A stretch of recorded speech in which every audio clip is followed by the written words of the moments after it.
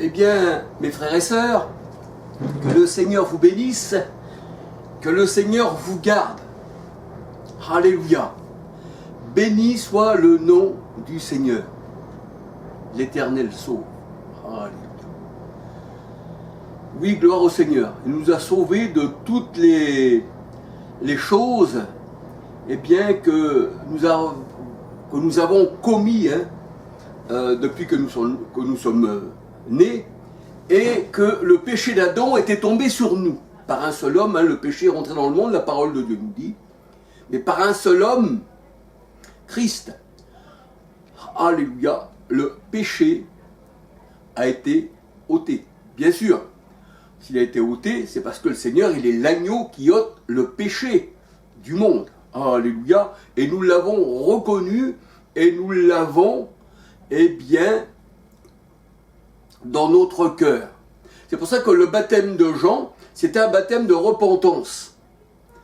Et Jean a appelé le peuple à venir à son baptême, le peuple, c'est-à-dire juif, à son baptême. C'est pour ça qu'il dit Jean dit dans Jean 1, 31, « Je suis venu pour faire connaître Christ à Israël. » Alléluia. C'est donc lui qui a fait connaître l'agneau. C'est lui qui disait, voici l'agneau qui ôte le péché du monde à Israël. Jean 1, 29. Mais dans Luc 7, versets 29-30, tous n'ont pas reçu, ont voulu même ce baptême de repentance. Donc ils ont annulé à leur égard les desseins de Dieu. Alléluia. Donc les ténèbres ne l'ont pas reçu. Donc le Seigneur est venu simplement pour les malades de ce monde. Si tu te reconnais malade et aveugle, justement le Seigneur, il est venu pour te guérir spirituellement. Alléluia. Je ne veux pas dire non plus que dans notre corps, il ne peut pas aussi nous guérir, il est tout puissant, c'est lui qui voit les choses. Alors aujourd'hui, mes frères et sœurs, alléluia, vous qui avez des oreilles pour entendre et un esprit que le Seigneur nous a donné pour comprendre, c'est-à-dire son Esprit Saint, alléluia. Eh bien aujourd'hui, j'aurais voulu vous parler encore, parce que j'ai déjà parlé de ceci, on va dire, devons-nous être soumis aux autorités établies de ce monde? Est-ce qu'on doit être soumis à Macron, à tous ceux qui étaient avant lui, au chef des nations, que la parole de Dieu nous dit dans Marc 10, 42, que les chefs des nations, eh bien, pardon, je regarde, parce qu'il y a quelqu'un qui est devant la fenêtre, non, c'est pas pour moi, les chefs des nations, eh bien, tyrannisent, eh bien, les nations. Et les nations les appellent leurs bienfaiteurs. Devons-nous être soumis aux magistrats de ces nations? Alléluia. Alors, il est vrai que dans la parole de Dieu, on vient au Seigneur comme un bébé. On a besoin de lait, on est un enfant. Mais le Seigneur nous nourrit, alléluia, d'un lait spirituel, d'un lait qui nous fait grandir. Gloire au Seigneur. Et de l'enfant, nous passons à l'adulte. On ne reste pas toujours enfant. Alléluia. Et nous marchons de progrès en progrès. Donc c'est pour cela que j'avais parlé aussi, eh bien, de l'autorité que ce monde, eh bien, déploie sur les nations, je veux dire les chefs des nations. Ils déploient leur autorité sur le monde. Mais faut-il pour autant, c'est-à-dire leur obéir? Alléluia. Excusez-moi, je vais y arriver, on dirait que j'arrive pas à articuler. Alléluia. Eh bien, est-ce qu'on doit obéir à certaines pratiques qui se passent dans le monde? Il y a des pratiques dans le monde où nous devons obéir, même en étant enfants de Dieu, c'est ce que nous allons voir, c'est ce que je vais parler. Mais il y a beaucoup de pratiques, je veux dire principalement presque tout, on doit refuser. Alléluia. C'est pas parce que dans ce monde-là il y a des autorités et que toute autorité vient de Dieu, parce que le Seigneur, c'est lui qui met les gens sur le trône. On voit qu'il a même mis Nabuchodonosor, il l'a mis sur le trône. Nabuchodonosor disait, ben, c'est moi qui a bâti Babylone. Mais le Seigneur, il dit dans sa parole, au roi de Babylone, et la parole n'était pas encore dans sa bouche, que là on voit que le Seigneur dit au roi de Babylone, eh bien sache qu'aujourd'hui tu mangeras de l'herbe comme le bœuf, et tu auras un cœur de bête, et sache que c'est moi qui mets les rois sur leur trône, mais si c'est aussi moi qui les ôte du trône, je les fais tomber ou je les relève. Alléluia. Et on peut dire que même Pharaon, eh bien, il a été suscité à dessein justement pour la gloire de l'Éternel. Alléluia. C'est ce que nous allons voir. Alors, devant nous, strictement obéir aux dirigeants des peuples, ou devons-nous nous méfier? Y a-t-il des personnes qui ont résisté à l'autorité des peuples, à l'autorité religieuse? Eh bien, c'est ce que nous allons voir dans la parole de Dieu. Alléluia. Et pour cela, eh bien, c'est la parole qui nous enseigne, c'est pas Charles. Alors, toute personne, parce que toute autorité vient de Dieu. Mais le Seigneur dit, soyez soumises aux autorités supérieures. Donc, il y a des autorités, mais vous avez d'autres autorités qui sont supérieures à celles du monde, en fait. Il y a les autorités qui viennent d'en haut. Alléluia. Christ avait été au moins comme roi, il avait tout pouvoir et toute autorité, et il annonçait la parole avec autorité. Ça, c'est l'autorité supérieure. Alléluia.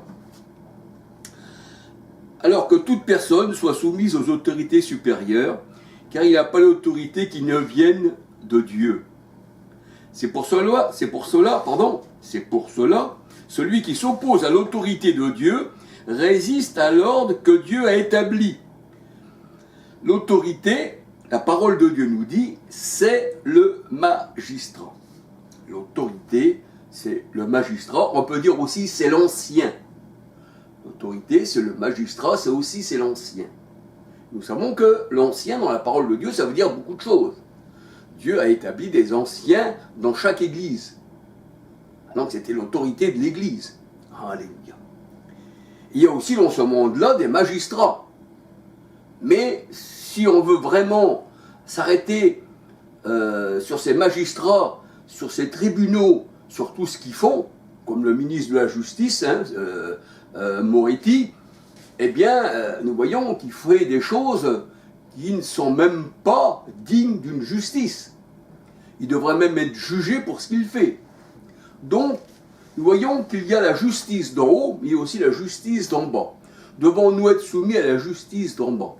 Tout dépend de ce qu'on nous présente. Tout dépend de ce que notre conscience, à nous, chrétiens, enfants de Dieu, chrétiennes, on met devant nous. Et c'est ce qu'ont fait les disciples, en fait. Alléluia. Il y avait certaines choses, oui, ils marchaient selon. Ils payaient même l'impôt à César. Mais ce n'est pas pour autant qu'ils étaient soumis à toutes choses. Alléluia. C'est pourquoi celui qui s'oppose à l'autorité de Dieu résiste à l'ordre que Dieu a établi. L'autorité, c'est le magistrat, c'est la tête. Et Christ est la tête. Colossiens 1, 18. Alléluia. Et la parole de Dieu nous dit, le magistrat porte l'épée, la parole, et il est le serviteur de Dieu. Est-ce que vous croyez que dans ce monde-là, que les magistrats sont justes? Je ne dis pas que dans l'eau, il n'y aurait pas quelques personnes qui s'efforceraient à être justes, parce que tous sont pervertis, tous font le mal, la parole de Dieu nous dit, il n'y a pas un seul juste. Le juste, c'est celui qui a reçu la parole de Dieu, en fait. Alléluia. Et là, on voit que le magistrat, il porte l'épée. Mais l'épée, c'est la parole. Alléluia. Et on voit que le magistrat, là, il est serviteur de Dieu. Est-ce que vous croyez que les magistrats qu'on retrouve dans le monde sont serviteurs de Dieu? Non, il y en a qui sont même pas chrétiens en fait. Alléluia. On voit même que des fois ils sont dans des religions où ils sont religieux. Comme le pape, il est religieux, il n'a jamais connu le Seigneur. On ne peut pas faire de la politique et en même temps marcher dans les plans de Dieu. Ça c'est des religieux. Ils sont pour l'homosexualité, ils sont pour les transgenres, et ils sont aussi, je vais dire, par la pédophilie, pour la pédophilie. Alléluia. Donc ça ne va pas du tout avec le Seigneur. Il faut bien comprendre la parole de Dieu, en fait. On voit que le magistrat, il est serviteur, il ne porte pas l'épée en vain, et l'épée, Éphésiens 6, 17, c'est la parole de Dieu. Alléluia, c'est le souffle qui sort de la bouche du Christ. 2 Thessaloniciens 2, verset 8, on dit « Une épée sort de sa bouche », Apocalypse 1, 16, où le souffle sort de sa bouche, où l'esprit sort de sa bouche, où la parole sort de sa bouche. Alléluia, et c'est la parole qui juge. Et c'est la parole. Alléluia. Alors, ceci est écrit dans Romains 13, versets 1 à 17. Mais vous savez, les rois de ce monde, comme le Seigneur disait à ses disciples, méfiez-vous du levain des pharisiens. Donc ça veut dire que le levain, les pharisiens enseignaient des traditions humaines, ils avaient abandonné les commandements de Dieu, donc leur parole ce n'était que du levain, c'est-à-dire ce n'était que des défauts, parce que le levain, c'est un défaut, le levain, ça représente l'enseignement, mais c'est aussi un défaut. C'est pour ça que Christ, il est l'agneau sans défaut. C'est le pain, Christ est le pain, Jean 1, 31, sans levain. Alléluia. Hein, c'est le pain qui nous nourrit, c'est sa parole, mais il n'y a pas de faux enseignement dans la parole du Christ. Il est la parole lui-même et il est pur sans tache. Il est lui-même Dieu manifesté en chair. Alléluia. J'espère que je me fais bien comprendre. Alléluia. Alors méfiez-vous du levain des pharisiens et du levain d'Hérode. Alors, Hérode, oui, c'est politique, c'est un roi. C'est un roi, c'est politique. Mais Hérode, le Seigneur dit, c'est un renard. C'est une bête, un renard. Il vit dans les... Il vit à l'état sauvage, un renard. C'est ça, hein, c'est l'homme sauvage, l'homme animal. Mais, en fait, méfiez-vous du levain des pharisiens. Matthieu 16, 6. Matthieu 16, 6. Alléluia. À 12. Et méfiez-vous du levain des pharisiens, mais aussi du levain d'Hérode. Matthieu 8, verset 15. Alléluia. Donc, même Hérode, le roi, est-ce qu'on devait lui obéir? Est-ce qu'on devait, puisque c'était une autorité, est-ce qu'on devait satisfaire? Imaginez-vous que Hérode vous envoie tuer tous les enfants âgés de 2 ans, et qu'ils vous disent, s'il faut tuer, recherchez-les et ci et ça. Hérode, eh bien, était un antichrist. Il recherchait les enfants afin de pouvoir tuer le petit bébé qui était Christ. Alléluia. Et il se mettait, eh bien, en quête de savoir par les mages comment que l'enfant devait naître, si c'était bien lui et si et ça, pour pouvoir être sûr que c'était lui qu'il allait pouvoir, eh bien, éliminer. Mais dans Acte 4, 27, 4, 25, Acte 4, 25, 26, 27, le Seigneur a combattu les rois, les princes de ce monde. Les princes des ténèbres, le Seigneur nous dit. Alléluia. Donc, est-ce que les rois du monde, est-ce qu'on doit leur être soumis? Est-ce que ce sont des autorités par lesquelles on doit dire, voilà, on se soumet complètement? Ben, je dirais non. Alléluia. Et on voit qu'il y a des disciples qui ont résisté à tout cela.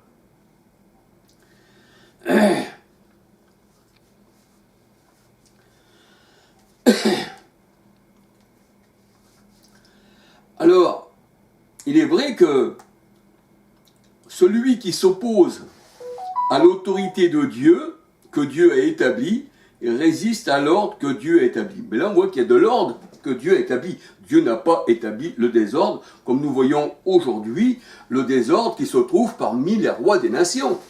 Il n'y a jamais un roi des nations aujourd'hui, même dans le passé, ils étaient tous sujets à la guerre, sujets au massacre, sujets à, on va dire, à bien se servir et mettre les gens sur la paille. Ça a toujours été comme ça. Ça, c'est les rois de ce monde que les gens de ce monde, eh bien, choisissent pour établir sur eux. Et ils les assaillent, bien sûr, mais ils n'arrêtent pas toujours de choisir. Au lieu de choisir celui qui peut vous donner la paix, le roi céleste, vous avez choisi un roi terrestre.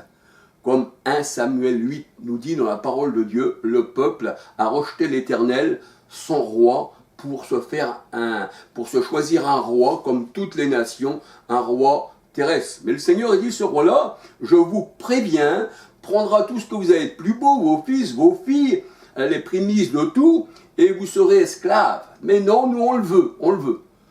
C'est pour ça que ces rois-là dominent sur eux. Alléluia. Mais notre roi, à nous, il ne domine pas sur nous. Alléluia. Il ne domine pas sur nous, le roi. Nous sommes libres.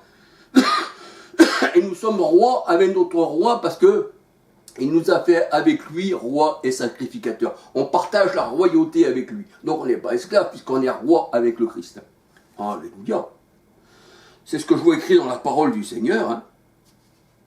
Alors, en Romains 13, versets 1 à 7, soyez soumis à toute autorité établie par Dieu. Alors, l'autorité établie par Dieu, la véritable autorité, ce sont les enfants de Dieu. Il a fait de nous un sacerdoce royal, une nation sainte, et il donna à ses disciples toute autorité. Donc la vraie autorité, c'est le peuple de Dieu. L'autorité qu'il y a dans le monde, c'est une fausse autorité que Dieu permet, parce que le monde, comme il est en malédiction, leur Seigneur, il leur donne des rois selon leur cœur. Mais rien ne se fait quand même sans le Seigneur. Alléluia. C'est ce que nous allons voir plus loin.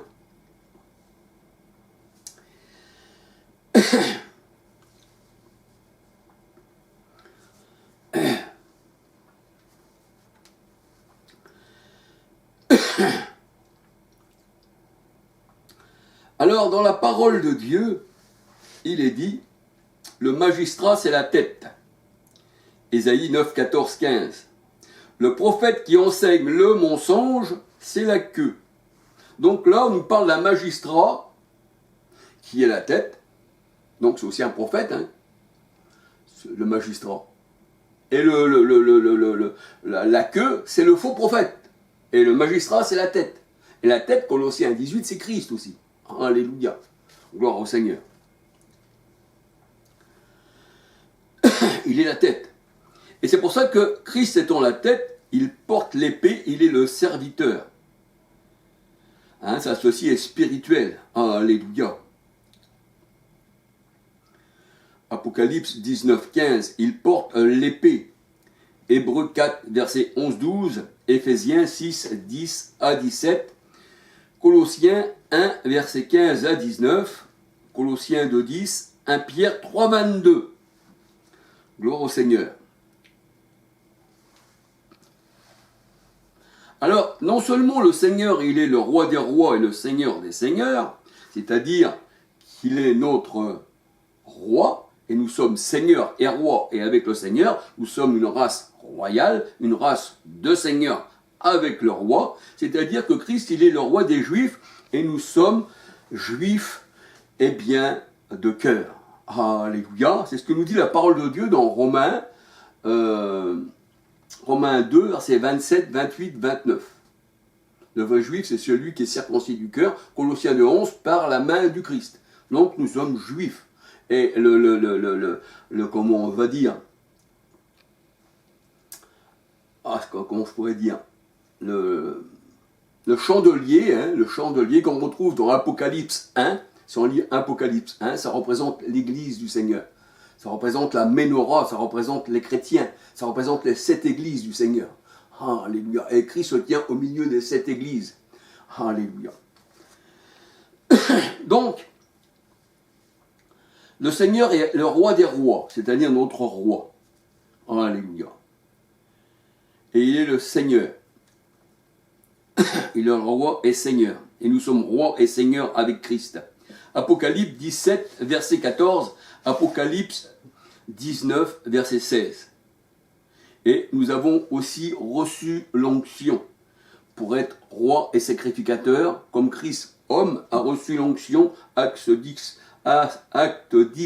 38, Ésaïe 61, verset 1, 2, pour guérir les malades et annoncer la bonne nouvelle, comme nous dit la parole de Dieu.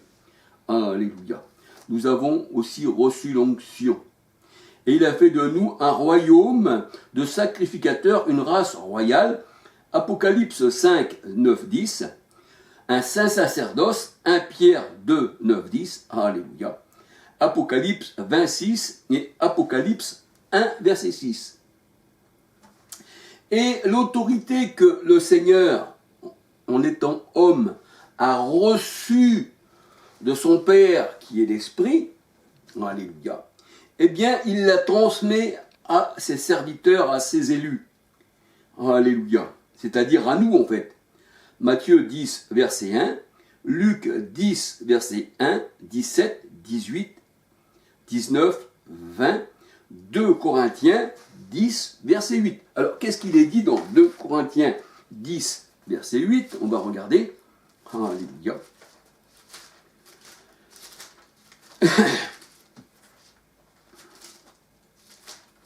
Deux Corinthiens 10,